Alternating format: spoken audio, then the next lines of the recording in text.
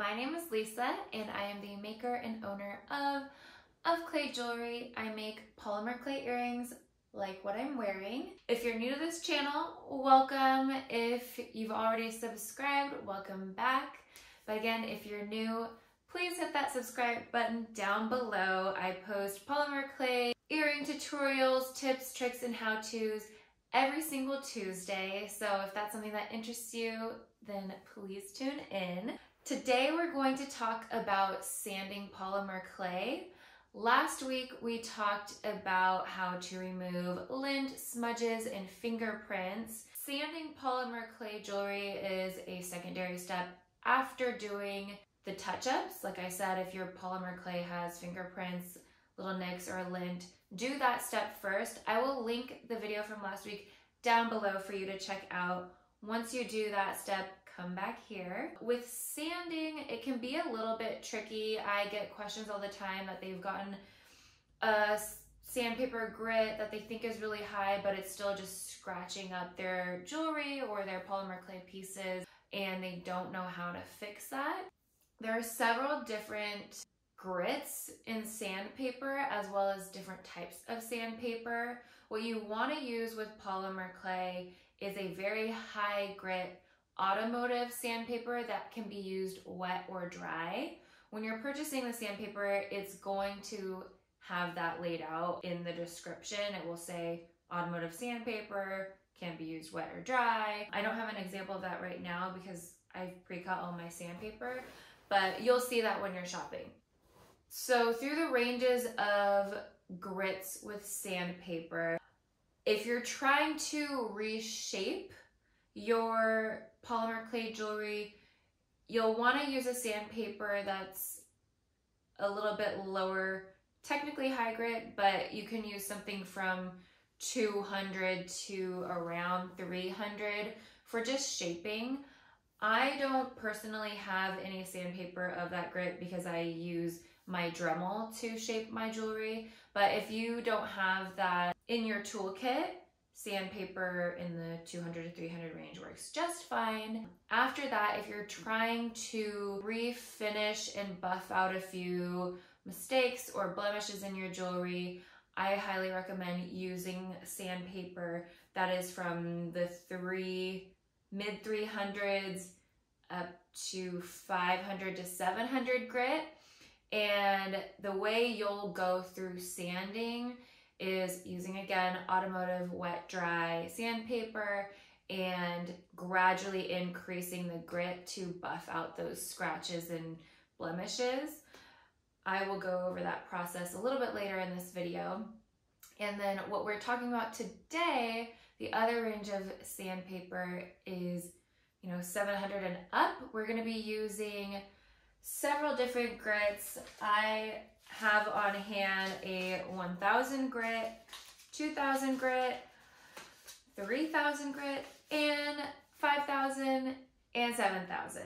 Now these sandpapers are super fine. They are really great at polishing and creating a very smooth, scratch-free surface. So as you are gradually going through those different grits of sandpaper, you're gonna buff out the deeper grooves first, then go to the next grit and buff those smaller grooves out and just keep going until it's a super, super smooth finish. Today, what I used, I have a couple example pieces that we're gonna be sanding. I have these terracotta colored discs that I will walk you through how to sand, and then I also have these leopard print discs. I'll show you a little up close version. This piece I've already sanded so you can see a before and after. This one is the one that hasn't been sanded, and this one has. It has a much silkier, buttery finish. Now with sanding, it's not always a necessary step, but I think it's a great skill to know how to do in case you want to refine your jewelry look. I make a lot of jewelry that is in this shape where there's a little bit more sculpting to it, and I personally don't feel like sanding is the best option all the time for that because it can wear and change the shape of what you've sculpted. But if you do have pieces like I just showed you that are flat, you've maybe used a little cutter and they're super smooth and you just want to make them extra smooth, sanding is really great for that. In just a moment, we're going to switch angles and I'm going to show you the step-by-step process of sanding your polymer clay jewelry to get that really polished, super smooth, silky look. But before we jump into that, let's make sure you have everything you need. So grab a paper towel or a cloth to work over, a little container of cool water with a couple pumps of soap, and your sandpaper.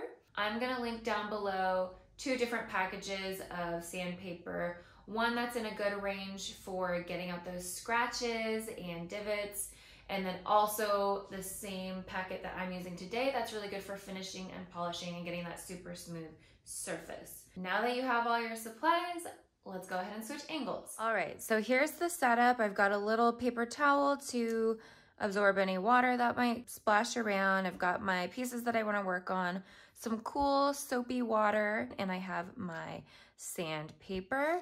From this end, we have 1000 grit, 2000, 3000, 5,000 and 7,000. Again, the sandpaper will be linked down below. I also have, just for fun, this 120 grit sandpaper. I'm just gonna show you what it does to the polymer clay and how rough it is. So, boom.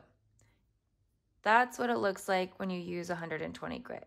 Really, really bad. That's something that will ruin your jewelry. You don't want to sand with that, but it's a good lesson. Anyhow, what you're gonna do, we're starting with the lowest grit and you work your way up as incrementally as you can. That's the best. That will get you the smoothest surface. We're gonna get this wet. And we're gonna go ahead and start sanding. You can go in any type of motion that you want, circular, up and down, whatever you think looks best. And you want to do this until you have a pretty even surface.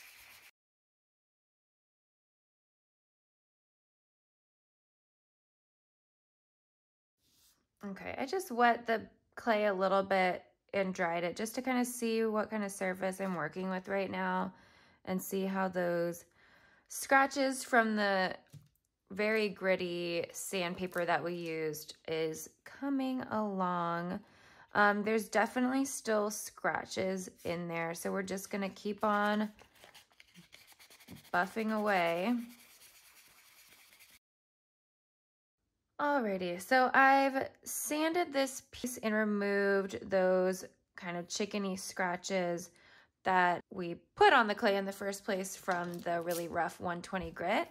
If they still appear, just keep sanding. The whole thing with sanding is it is a little bit time consuming, but you just spend your time with your piece and continue sanding. Don't move on to the next grit until you've smoothed out those scratches, because moving on to a finer grit is not going to help get deeper into your clay to buff out those scratches. If they're light enough, as this piece is drying, I see just the hint of a couple scratches. I can get those out using other techniques without sandpaper. I'm gonna go ahead and rub those out just for the sake of time. So those little surface scratches are gone now. I'm moving on to the 2000 grit, and same thing, you just get it wet and start sanding.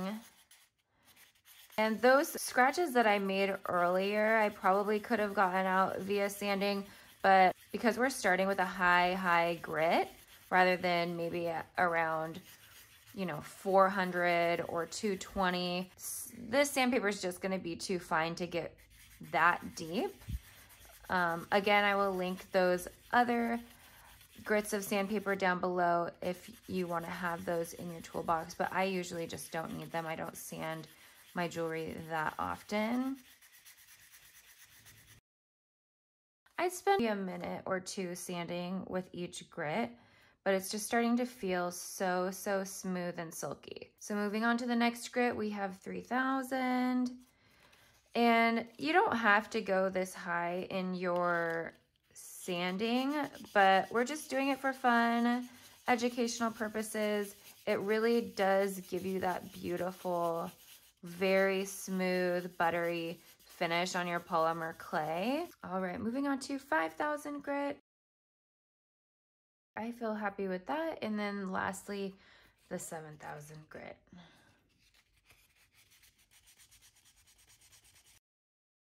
I just finished sanding one of these pieces and one of these, and I just want to show you the difference in texture.